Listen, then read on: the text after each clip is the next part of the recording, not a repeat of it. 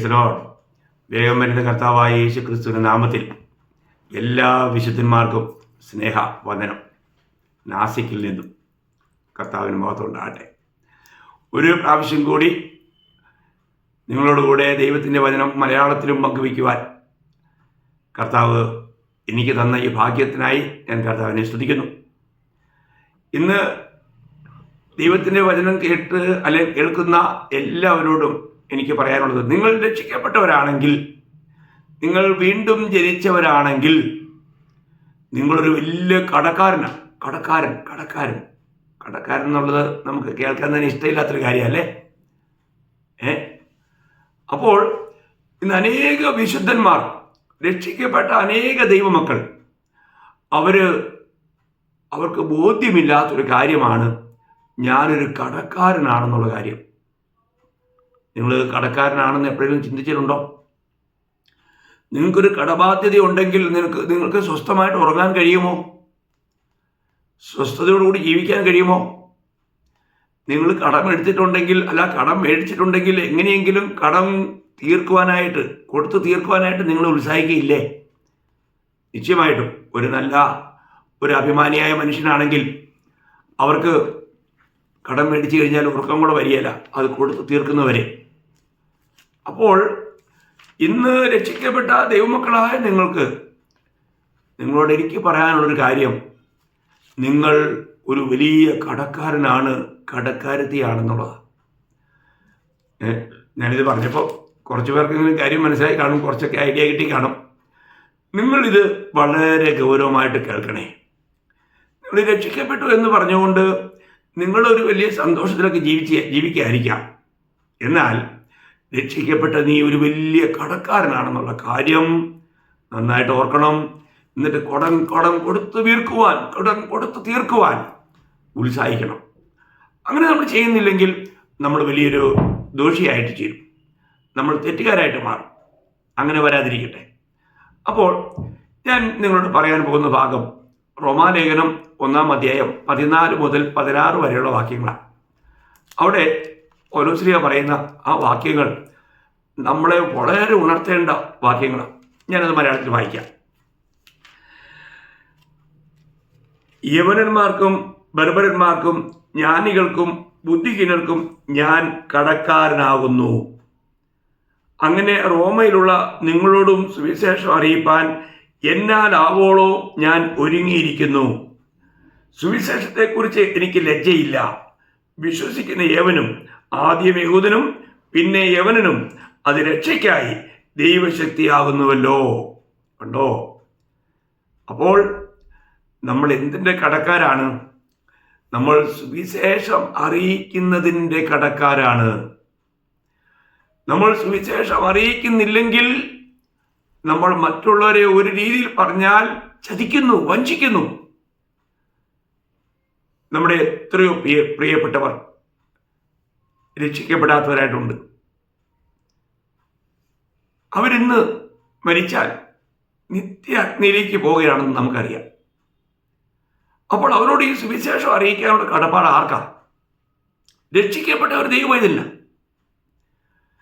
നമുക്കറിയാം, പലരും നമ്മൾ ദൈവത്തിൻ്റെ വചനം പറയുമ്പോൾ അവരത് സന്തോഷത്തോടെ കൈക്കൊള്ളുവാനായിട്ട് ഒരുക്കമുള്ളവരല്ല. കാരണം അവർ പൈശാചിക ബന്ധനത്തിലാണ്.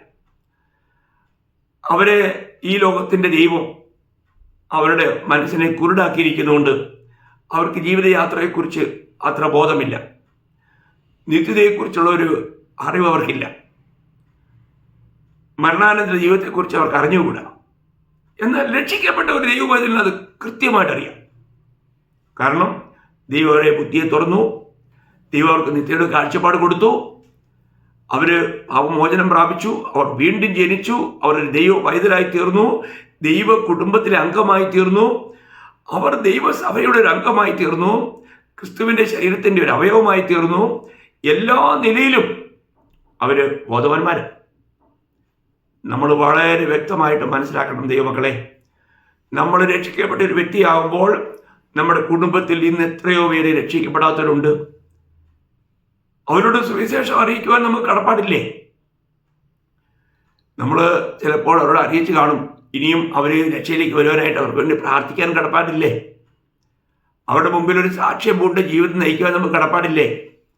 അപ്പോൾ നമ്മുടെ കുടുംബത്തിൽ തന്നെ എത്രയോ പേർ ഇന്നും രക്ഷിക്കപ്പെടാത്തവരുണ്ട്. അവരോട് നമ്മൾ കടക്കാരാ. നമ്മുടെ ബന്ധുക്കളിൽ എത്രയോ പേർ രക്ഷിക്കപ്പെടാത്തവരുണ്ട്. അവരോട് നാം കടക്കാരാ. നമ്മുടെ സ്നേഹിതരിൽ എത്രയോ പേർ രക്ഷിക്കപ്പെടാത്തവരുണ്ട്. അവരോട് നമ്മൾ കടക്കാരാ. നമ്മുടെ ദേശത്ത് എത്രയോ പേർ രക്ഷിക്കപ്പെടാത്തവരുണ്ട്. അവരോട് നമ്മൾ കടക്കാരാ. ഇവരോടെല്ലാം കടക്കാരാണെന്നുള്ള ഒരു ബോധ്യം നമുക്കുണ്ടെങ്കിൽ കടം കൊടുത്തു തീർക്കുവാനുള്ള ഒരു വലിയ ഉത്തരവാദിത്വം, അതിനുവേണ്ടിയുള്ള ഒരു വിശപ്പും ദാഹവും നമ്മളെ ഭരിക്കും. അപ്പോൾ ഇന്ന് അനേകം രക്ഷിക്കപ്പെട്ടവർക്കും ഞാൻ ഈ സുവിശേഷം മറ്റുള്ളവർക്ക് കൊടുക്കുവാൻ വേണ്ടിയിട്ട് ഞാൻ ഉത്തരവാദപ്പെട്ടവനാണെന്നുള്ള ആ ഒരു ബോധ്യം നമുക്കറിയാം. കർത്താവിൻ്റെ ഗ്രേറ്റ് കമ്മീഷൻ എന്ന് പറഞ്ഞാൽ ആ ശ്രേഷ്ഠമായ നിയോഗം, അത് നിങ്ങൾക്ക് എല്ലാവർക്കും അറിയാം അല്ലേ? കർത്താവ് തന്നെ ഉയർത്തെഴുന്നതിന് ശേഷം തൻ്റെ ശിഷ്യന്മാരോട് പറഞ്ഞ കാര്യമാണ്. സ്വർഗത്തിലും ഭൂമിയിലും സകല അധികാരവും എനിക്ക് നൽകിയിരിക്കുന്നു, അതുകൊണ്ട് നിങ്ങൾ പോയി എല്ലാ ജാതികളെയും ശിഷ്യരാക്കി അവരെ പിതാവിൻ്റെയും പുത്രൻ്റെയും പരിശുദ്ധാത്മാവിൻ്റെയും നാമത്തിൽ സ്ഥാനപ്പെടുത്തി ഞാൻ നിങ്ങളോട് ഉപദേശിച്ചെല്ലാം പ്രമാണിക്കാനായിട്ട് അവരെ പഠിപ്പിക്കണം. ഇത് നമുക്കുള്ള അതിശ്രേഷ്ഠമായ ഒരു നിയോഗമാണ്. ആർക്കാ? ശിഷ്യന്മാർക്ക്, രക്ഷിക്കപ്പെട്ടവർക്ക്, ദൈവമക്കൾക്ക്. അതേ കാര്യം മർക്കോസിലും പറയുന്നുണ്ട്. മർക്കോസ് 16:15-16 നിങ്ങളെല്ലാ ജാതികളോടും പോയി സുവിശേഷം പറയണം. വിശ്വസിക്കുകയും സ്നാനമേൽക്കുകയും ചെയ്യുന്നവൻ രക്ഷിക്കപ്പെടും, വിശ്വസിക്കാത്തവന് ശിക്ഷാവിധിയിലാകപ്പെടും. അപ്പോൾ എല്ലാവരോടും പറയണം. പറയുക എന്നുള്ളത് നമ്മുടെ വലിയൊരു കർത്തവ്യമാണ്. നമ്മളത് പറയുന്നുണ്ടോ? നമ്മളിത് വളരെ ആത്മഭാരത്തോടെ ഈ സത്യം നമ്മൾ അറിയിക്കുന്നുണ്ടോ? പ്രിയമുള്ളവരെ, ഒരേ ഒരു സുവിശേഷം ഈ ലോകത്തിൻ്റെ ജീവജലമാണ്. അപ്പോൾ ഇത് കൊടുക്കുവാൻ നമ്മൾ എത്രമാത്രം ഉത്സുകരായിരിക്കണം. നമ്മൾ ചിന്തിക്കണം, നമുക്കത് കൊടുക്കാൻ കഴിയുന്നുണ്ടോ? രക്ഷിക്കപ്പെട്ട എല്ലാവരിലേക്കും ദൈവം തൻ്റെ ആത്മാവിനെ പകർന്നിരിക്കുന്നു. എന്തിനാ പ്രിയമുള്ളവരെ ദൈവം നമുക്ക് ആത്മാവിനെ തന്നേ? കർത്താവ് ശിഷ്യന്മാരോട് പറഞ്ഞത് ഓർക്കുന്നില്ലേ?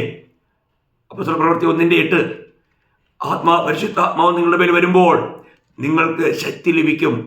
അപ്പോൾ നിങ്ങൾ യെരൂശലേമിലും യഹൂദിയായാലും ശമരിയായാലും ലോകത്തെമ്പാടും എൻ്റെ സാക്ഷിയാകും. എത്ര വിലപ്പെട്ട കാര്യമാണ്! എത്ര വിലപ്പെട്ട കാര്യമാണ്! അപ്പോൾ കർത്താവിൻ്റെ സാക്ഷിയാകുവാൻ വേണ്ടിയല്ലേ ദൈവം നമുക്ക് ആത്മാവിനെ തന്നെ. എന്നാൽ നമ്മൾ കർത്താവിൻ്റെ സാക്ഷ്യം വഹിക്കാറുണ്ടോ? മറ്റുള്ളവരോട് നമ്മൾ ദൈവത്തിൻ്റെ വചനം പങ്കുവയ്ക്കാറുണ്ടോ? നമ്മളത് ചിന്തിക്കണം. നമ്മൾ നമ്മുടെ ജീവിതത്തിൽ നമുക്ക് ലഭിക്കുന്ന സമയം, നമുക്ക് ലഭിച്ച രക്ഷയുടെ സന്തോഷം, അത് നമ്മളെ ഭരിക്കുന്നുണ്ടെങ്കിൽ, ഞാനൊരു കടക്കാരനാണെന്നുള്ള ബോധം നമ്മളെ ഭരിക്കുന്നുണ്ടെങ്കിൽ, നിശ്ചയമായും മറ്റുള്ളവരോട് നമ്മൾ ഓടി നടന്ന് സുവിശേഷം പറയും. ഇന്ന് ഈ വിശ്വാസികൾ എന്നൊക്കെ പറയുന്ന അനേകർക്കും ഒരു രക്ഷാനുഭവം ഇല്ല. രക്ഷയുടെ സന്തോഷം അവരെ ഭരിക്കുന്നില്ല. അതാ ഇന്ന് നമുക്ക് കാണാൻ കഴിയുന്നത്. ഇന്ന് അനേകരും വിശ്വാസിയാണെന്ന് പറഞ്ഞ് കൂട്ടായ്മയ്ക്ക് പോവുക, വരിക, അവിടെ പറയുന്നതെല്ലാം കേൾക്കുക, അതൊന്നും പ്രായോഗികമായിട്ട് ജീവിതത്തിലാക്കി തീർക്കണമെന്നുള്ള ഉത്തരവാദിത്വം പോലും പലരും ഏറ്റെടുക്കാറില്ല.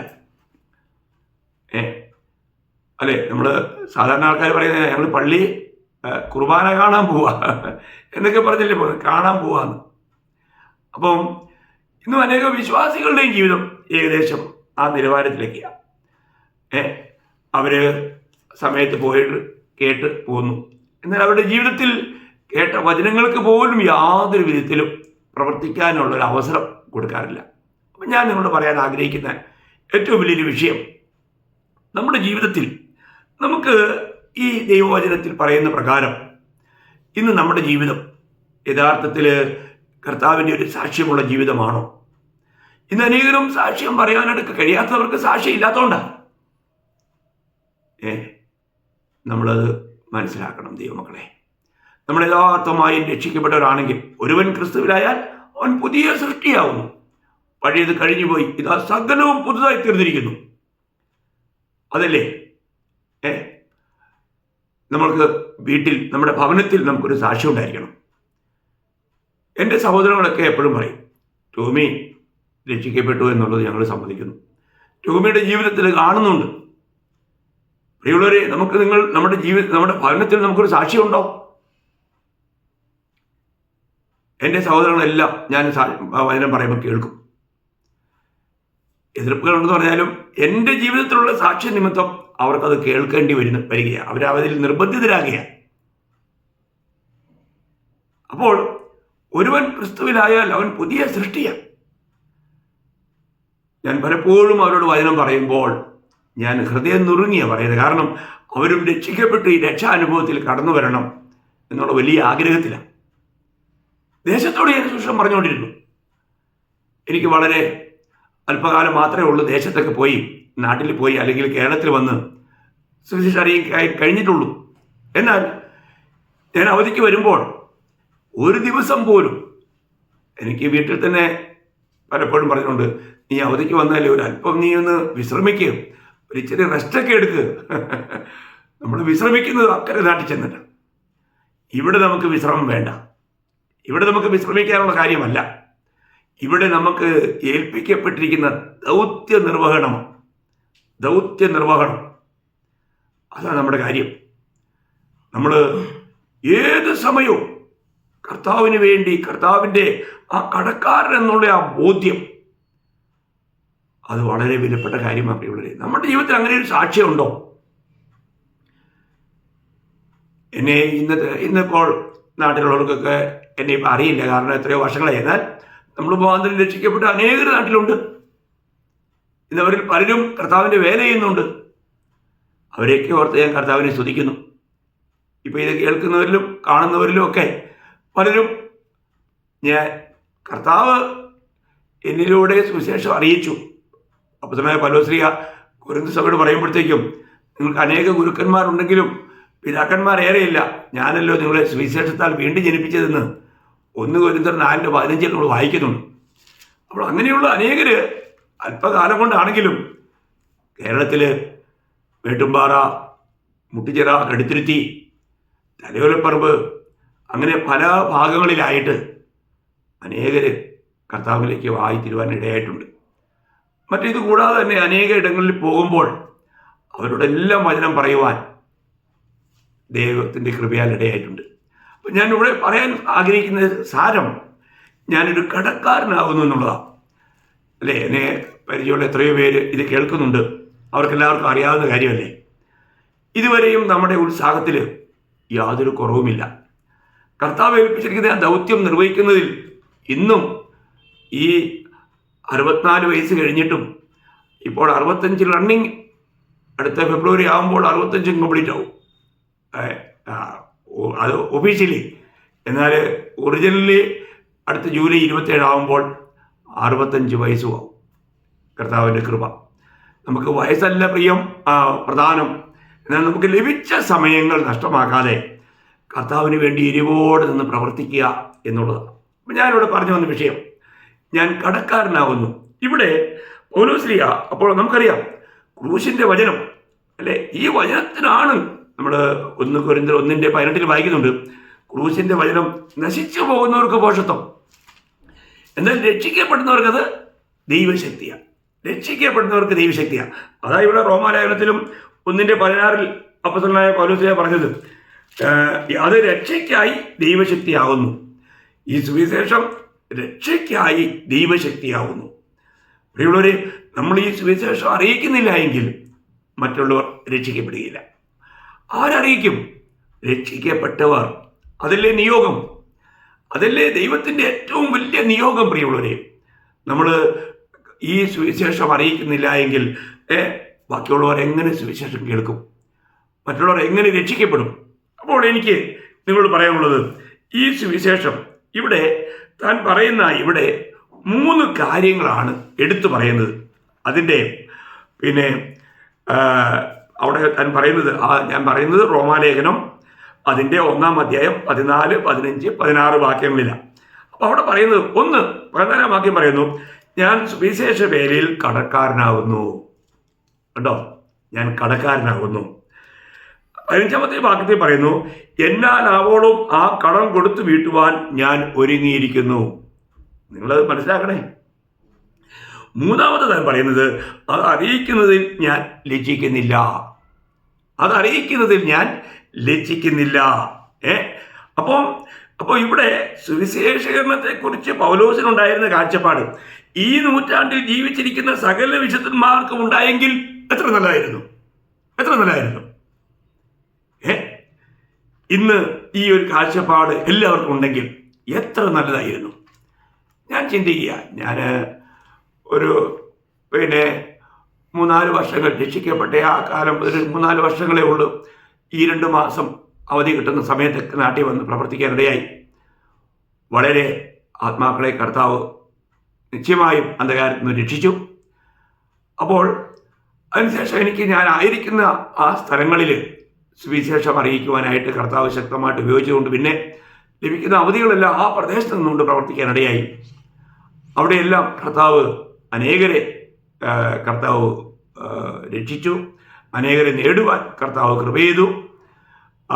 അപ്പോൾ എനിക്കിതിവിടെ പറയാനുള്ളത്, നമ്മുടെ ജീവിതത്തിൽ നമുക്കിതുപോലെ പറയാൻ കഴിയുമോ? ഞാനൊരു കടക്കാരനാണ്, സുവിശേഷ വേലയിൽ ഞാൻ കടക്കാരനാണ്. എനിക്ക് ചുറ്റുപാടുമുള്ള അനേകർ ഈ രക്ഷിതാവിനെ അറിയാതെ നശിച്ചുകൊണ്ടിരിക്കുക.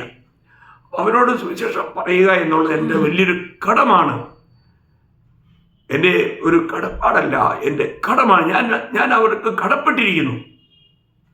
ഞാനൊരു കടക്കാരനാണ്, അത് കൊടുത്തു തീർക്കണം എന്നുള്ള ഒരു വലിയ ഒരു ആത്മദാഹം നമുക്കുണ്ടോ? ഇത് വളരെ അനിവാര്യമായ കാര്യം. ഞങ്ങളിപ്പോൾ ആയിരിക്കുന്ന നാസിക്കിൽ ഞങ്ങൾ ഡോർ ടു ഡോർ ഓരോ വീടുകളിലും ചെന്ന് മുട്ടി ഈ സുവിശേഷം അറിയിച്ചുകൊണ്ടിരിക്കുക. പ്രവർത്തനങ്ങൾക്കൊന്നും യാതൊരു വിഘ്നവുമില്ലാതെ നടന്നുകൊണ്ടിരിക്കുക. എന്നോട് കൂടെയുള്ള എല്ലാ വിശുദ്ധന്മാരും ഓരോരുത്തരും ഓരോ ഇവാഞ്ചലിസ്റ്റ് സുവിശേഷകന്മാർ, സഹോദരനും സഹോദരിയും എല്ലാവരും സുവിശേഷം അറിയിക്കാൻ പോകും. എല്ലാവരും ദേശത്തോട് ഇങ്ങനെ വചനം അറിയിച്ചുകൊണ്ടിരിക്കുക. നമ്മൾ മനസ്സിലാക്കണം, ഞങ്ങളായിരിക്കുന്ന ഈ നാസിക്കിൽ ഇപ്പോഴത്തെ കണക്കും പ്രകാരം ഏകദേശം 28 ലക്ഷം ആൾക്കാരാണ്. അപ്പോൾ ഇവരോടെല്ലാവരോടും പോയി വചനം പറയുവാനായിട്ട് നമുക്ക് എത്രമാത്രം സമയം വേണം നമ്മൾ ചിന്തിക്കണം.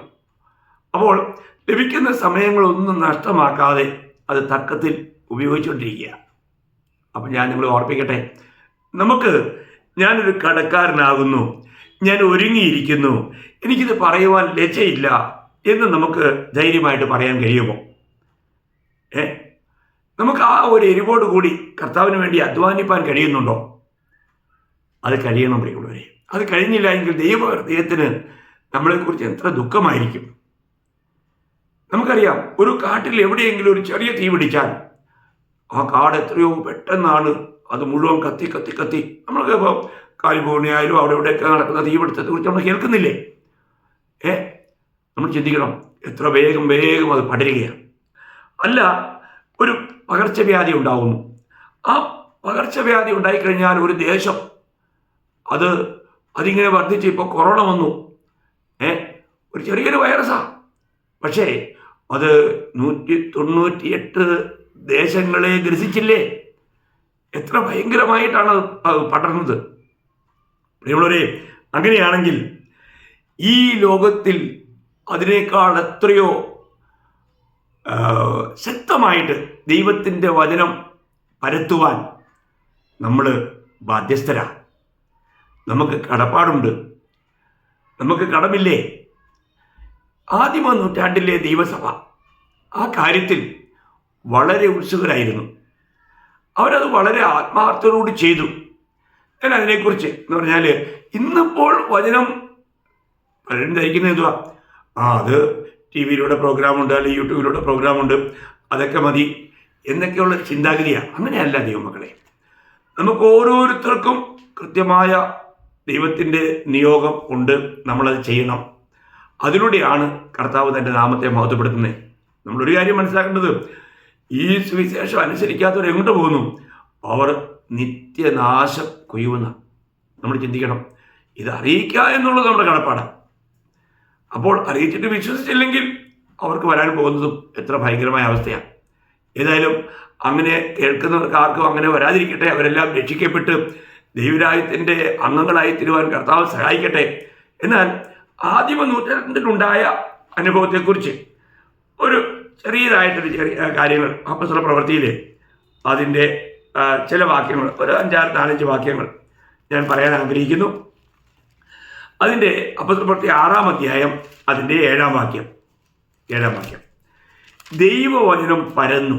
ആ വാക്യം ശ്രദ്ധിക്കണേ. ദൈവവചനം പരന്നു. യെരുശലേമിൽ ശിഷ്യന്മാരുടെ എണ്ണം ഏറ്റവും പെരുകി. പുരോഹിതന്മാരിലും വലിയൊരു കൂട്ടം വിശ്വാസത്തിന് അധീനരായി തീർന്നു. അപ്പോൾ ദൈവവചനം പരന്നു. അപ്പൊ ഇന്ന് ദൈവവചനം പരക്കുന്നുണ്ടോ? ദൈവവചനം പരക്കണം പ്രിയമുള്ളവരെ. നമ്മളൊരു സ്ഥലത്തായിരിക്കുമ്പോൾ അവിടെയെല്ലാം ദൈവവചനം പരക്കണം. അപ്പോൾ തീ വരുന്നു, അല്ലെങ്കിൽ ഒരു വ്യാധി വരുന്നു, അതിലൊക്കെ എത്രയോ അത്ഭുതാവഹമായിരിക്കുന്ന ഒരു പ്രവൃത്തിയായിരിക്കണം ദൈവവചനം പരക്കുക. ദൈവവചനം പരന്നു. നമുക്കറിയാം, യെരുശലേമിലെ ദൈവസഭയ്ക്ക് വളരെ പീഡകൾ ഉണ്ടായപ്പോൾ അവിടെ നമ്മൾ വായിക്കുന്നത് നമുക്കറിയാം. എതിർപ്പും പീഡയൊക്കെ ഉണ്ടെങ്കിൽ പിന്നെ എന്ത് സംഭവിക്കുന്നു? അവിടെ ശുശ്രൂഷകൾ അല്ലെങ്കിൽ വചനം പറയുന്നതിനെ ആൾക്കാർ നിർത്തിവെക്കും. എന്നാൽ ആദിമസഭ അങ്ങനെ അല്ലായിരുന്നു. നമ്മളതിൻ്റെ 8-ാം അധ്യായം 4-ാം വാക്യത്തിൽ വായിക്കുമ്പോൾ ചിതറിപ്പോയവർ വചനം സുവിശേഷിച്ചും കൊണ്ട് അവിടെ സഞ്ചരിച്ചു. നോക്കണം. അപ്പോൾ അവരെന്ത് ചെയ്തു? ചിതറിപ്പോയവർ വചനം സുവിശേഷിച്ചു. മറ്റുള്ളവർക്കെല്ലാം അവർ വചനം പങ്കുവെച്ചുകൊണ്ട് അപ്പിക്കൊണ്ടിരുന്നേ. എത്ര അനുഗ്രഹീതമായ കാര്യമാണ്. ഞാൻ ഓർക്കുക, ഞാൻ 91-92 കാലയളവിൽ ഡെപ്യൂട്ടേഷനിൽ സൗത്ത് ആഫ്രിക്ക, മൊസാംബിക്കിൽ പോയപ്പോൾ എനിക്ക് അവിടെയുള്ള ജനത്തോട് സുവിശേഷം അറിയിക്കുവാനായിട്ട് അവിടുത്തെ ഭാഷ എനിക്ക് അറിഞ്ഞുകൂടാ. ശങ്കാന ഭാഷ. ചിലർ പോർട്ടുഗീസ് ഭാഷയിൽ സംസാരിക്കും. എനിക്ക് പോർട്ടുഗീസും അറിയത്തില്ല, ശങ്കാനയും അറിയത്തില്ല. ഞാൻ അവിടെ ഒരു ചർച്ചിൽ പോയി അവരുടെ ഭാഷയിലുള്ള ശങ്കാന ഭാഷയിലും പോർട്ടുഗീസ് ഭാഷയിലുമുള്ള ട്രാക്റ്റുകൾ കെട്ടുകെട്ടായിട്ടെടുത്തു, സഞ്ചികൾ നിറച്ചു. എന്നിട്ട് ഞാൻ അതിലൂടെ നടന്ന്, എന്നിട്ട് അവിടുന്ന് ഞാനൊരു ഫുൾ ബൈബിളും മേടിച്ചു അവിടുന്ന്. എന്നിട്ട് ഞാൻ ആൾക്കാരോടെല്ലാം ഇത് കൊടുത്തുകൊണ്ട് അവിടെ മപ്പുട്ടോ എന്ന് പറയുന്ന വലിയ നഗരമാണ്, ബോംബെ പോലെയുള്ള വലിയ നഗരമാണ്. അവിടെ ബീച്ചിലെല്ലാം പോയി അനേകർ വന്ന് കൂടുന്ന സ്ഥലത്ത് പോയി ട്രാക്റ്റുകൾ കൊടുത്ത് അവിടെ കൂടിയിരിക്കുന്ന ജനത്തോട് അവരുടെ കയ്യിൽ ഞാൻ അവരുടെ ഭാഷയിലുള്ള ഈ ശങ്കാന ഭാഷയുള്ള ബൈബിൾ കൊടുത്തിട്ട് ഞാൻ വചനങ്ങൾ പറഞ്ഞെടുപ്പിച്ച് അവരെ കൊണ്ട് വായിപ്പിച്ചു. അവരെ വായിച്ചു കഴിഞ്ഞപ്പോൾ അവർക്ക് വലിയൊരു അതിശയമായിരുന്നു. അവരോട് പറയേണ്ടതെല്ലാം ഞാൻ ആ വചനത്തിലൂടെ അവരോട് പറയാനിടയായി. ഞാൻ പറയുന്നതിന് സാരം ലഭിച്ച അവസരം നഷ്ടമാക്കിയില്ല പ്രിയമുള്ളവരെ. എനിക്കന്ന് ഇന്ത്യ ഗവൺമെൻറ് ത്രൂ അങ്ങനെ പോകാനിടയായി. എന്നാൽ അത് മാത്രമല്ല, അന്ന് അവിടെ ആ ഫംഗ്ഷനിൽ സംബന്ധിച്ചിരുന്ന അനേക ദേശക്കാരായവരോടും വചനം പറയുവാനായിട്ടിടയായി. ഞാൻ പറയട്ടെ, നമുക്ക് ലഭിക്കുന്ന സമയങ്ങൾ, അവസരങ്ങൾ, ഇതൊക്കെ നമ്മൾ കർത്താവിൻ്റെ മഹത്വത്തിന് വേണ്ടി ഉപയോഗിക്കുന്നുണ്ടോ? അതാ വലിയ കാര്യം. അപ്പോൾ അവിടെയും ലഭിച്ച സമയം എന്നോട് കൂടെ ഉണ്ടായിരുന്ന ഇന്ത്യക്കാരായിരിക്കുന്ന പട്ടാളക്കാരോടും അതിലും എല്ലാവരോടും നമുക്ക് ഈ സുവിശേഷം പങ്കുവയ്ക്കാൻ കഴിഞ്ഞു. എന്നാൽ അതിൽ ചിലരൊക്കെ രക്ഷിക്കപ്പെട്ട് ഇന്ന് അതിൽ ചിലരെങ്കിലും എനിക്ക് വ്യക്തമായിട്ട് അറിയാവുന്ന ഒരു ജോൺസൺ സാറുണ്ട്. അദ്ദേഹം ഇന്ന് സുവിശേഷ വേലയിലാണ്. മറ്റു പലരും കാണാം. ഞാൻ എല്ലാവർക്കും എനിക്ക് പിന്നീട് ബന്ധപ്പെടാനൊന്നും കഴിഞ്ഞില്ല. ആ സമയത്ത് നമുക്ക് മൊബൈലോ അങ്ങനെയുള്ള കാര്യങ്ങളോ ബന്ധപ്പെടലൊന്നും ഇല്ലായിരുന്നുകൊണ്ട് അത് കഴിഞ്ഞില്ല. എങ്കിലും പലരും അവിടെ രക്ഷിക്കപ്പെടുവാനും അവിടെ സ്നാനപ്പെടുവാനും ഒക്കെ കർത്താവ് സഹായിച്ചു. അപ്പോൾ അതെല്ലാം എൻ്റെ ഓർമ്മയിൽ അവരുടെ ചില ഫോട്ടോകളൊക്കെ എടുത്ത് ഞാൻ കാണാറുണ്ട്.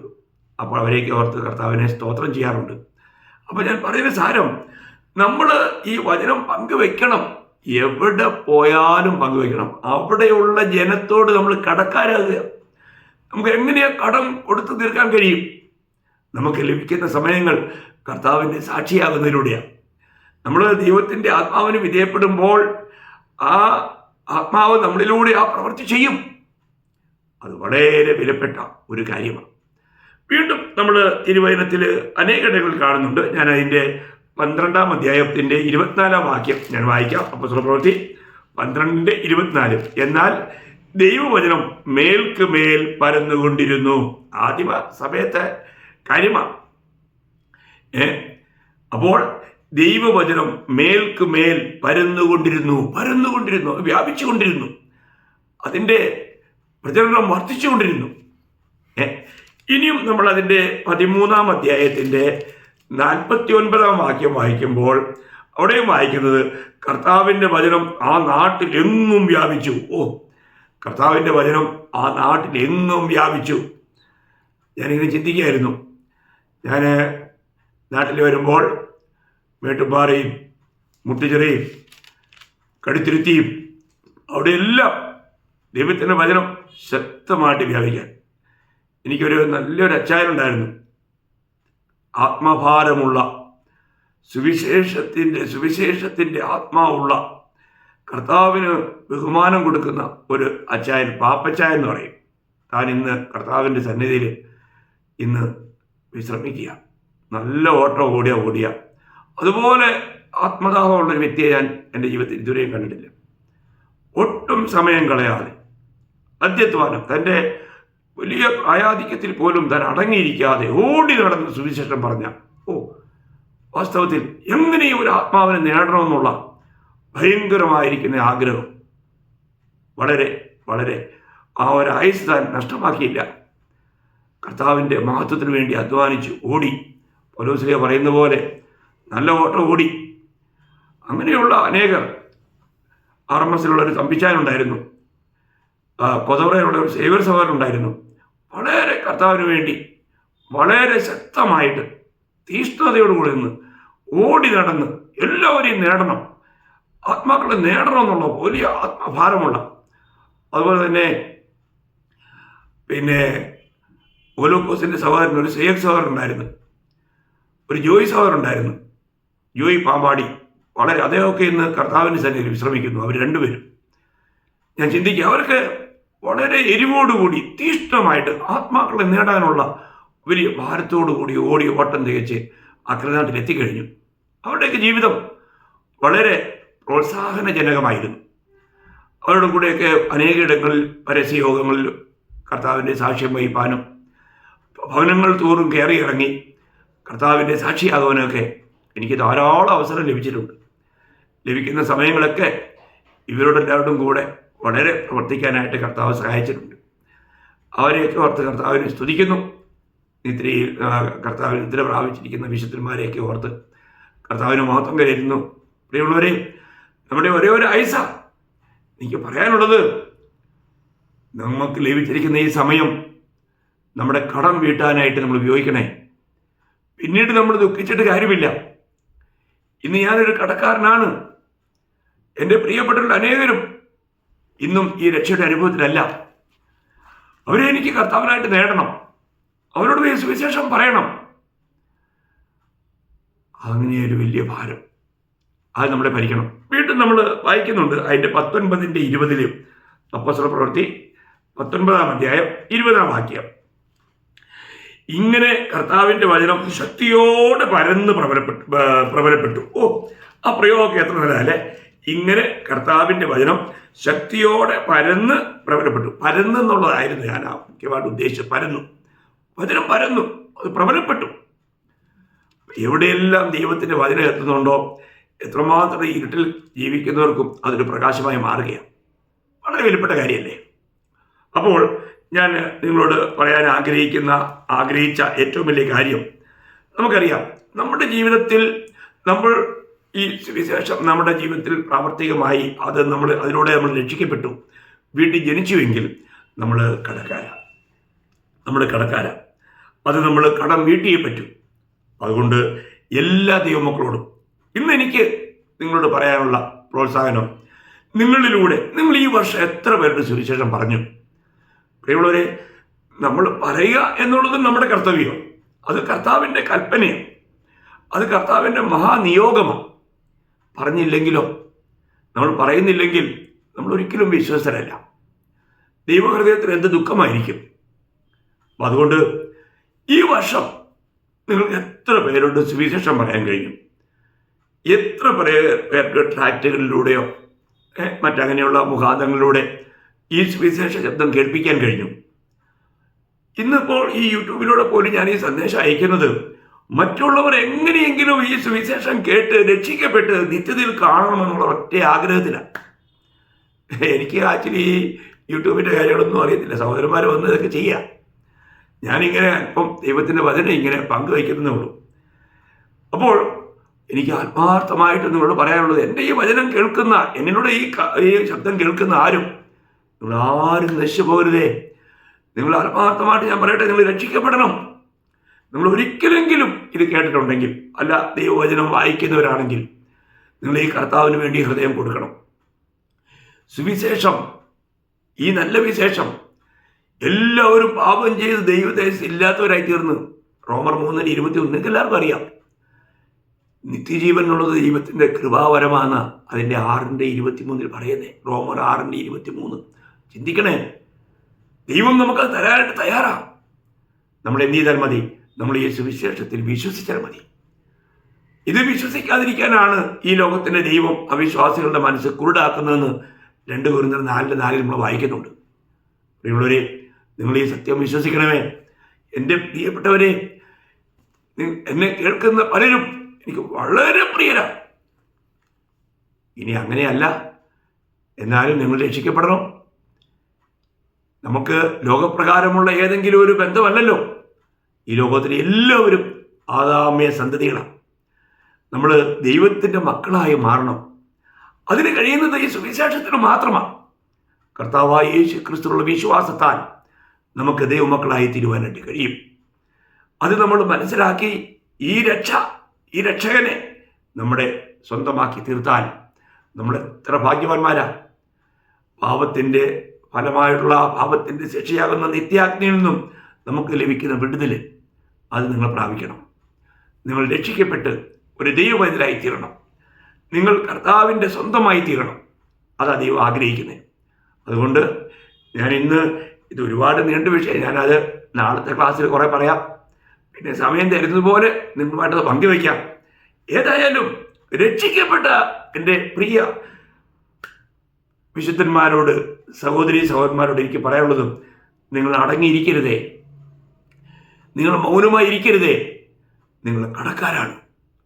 എപ്പോഴും സുവിശേഷത്തിൻ്റെ സാക്ഷ്യം വഹിക്കുവാൻ നിങ്ങൾ വളരെ ജാഗരൂകരായിരിക്കുക. ദൈവവചനം നിങ്ങളിലൂടെ പരക്കട്ടെ, എല്ലാവരിലേക്കും പരക്കട്ടെ. ഈ തലമുറയ്ക്കൊരു മാതൃകയായിരുന്നുകൊണ്ട് കർത്താവിൻ്റെ വചനം പരത്തൂ, ഈ സത്യസുവിശേഷം പരത്തൂ. നിങ്ങൾ ദൈവത്തിന് വിലയേറിയവരായി മാറും. നമ്മുടെ വേഗം വരുന്ന കർത്താവിനെ എതിരേൽപ്പാൻ ഈ നിലയിൽ ഒരുങ്ങിയിരിക്കുവാൻ കർത്താവ് നിങ്ങളെല്ലാവരെയും സഹായിക്കട്ടെ. ദൈവനാമം മാത്രം എന്നേക്കും മഹത്വപ്പെടട്ടെ. ആമേൻ.